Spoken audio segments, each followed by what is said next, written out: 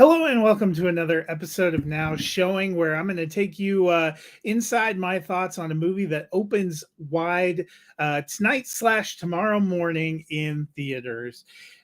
Growing up and finding our authentic self is a process. We have forces both outside and from within that are vying for control, and sometimes the voices in our head can derail even the best of intentions. I would wager the makers of Inside Out 2, the sequel to the 2015 Pixar film, clearly understand that, and they convey that in a richly satisfying way that helps this film surpass the original. It's been 9 years since the first film took us inside the head of Riley. Now this sequel picks up with Riley at age 13 and on the cusp of a very big change.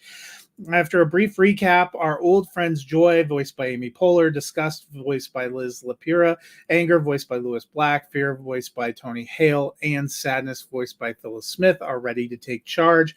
Riley, on the cusp of high school, is invited to take part in a hockey camp. It's a chance for her and her friends to make an impression on the high school coach and maybe make the team as freshmen. But along the way, something strange happens. First, Riley's control center begins to change. Next, her friends tell her they're going to a different high school. We know that can rock the foundations of anyone's world.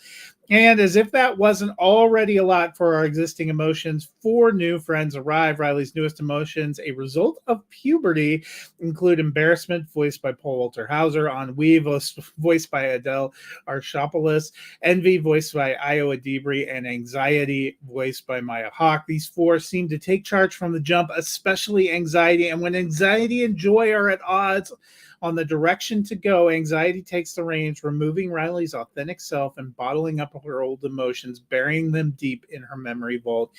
Can Joy and the gang break free and help Riley find her true self before it's too late?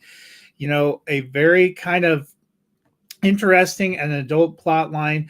This film comes from Meg LaFave, Dave Holstein, and Kelsey Mann, the latter of whom directed the film. It returns most of the voice cast from the original and adds the story of Riley's inner life in a beautiful and profound way. The process of finding ourselves, learning to overcome our fears, embrace sadness and joy, live with our less than perfect memories, and choke down anxiety is part of the journey for everyone. Sometimes it's a fraught journey, particularly during those teen years when the voice inside our head can be really loud and really scary. But it's a continual journey that we take throughout our lives. The best Pixar movies have that emotional core that gets to the heart of what it means to live our lives, and they resonate strongly with audiences of all ages, particularly adults. There's plenty of this film that will appeal to kids and teens, but it had an emotional resonance that was nothing short of beautiful for me. In a lot of ways, it reminded me of Toy Story 3, which remains one of the best Pixar films, just the way that it tells a rich story for viewers of all ages, especially adults who will really resonate with putting away childhood.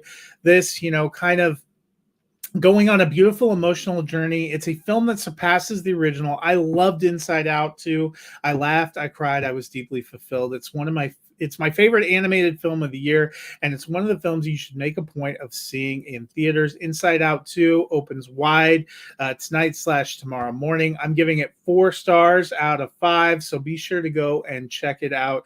I love the film. I hope you enjoyed it as much as I did.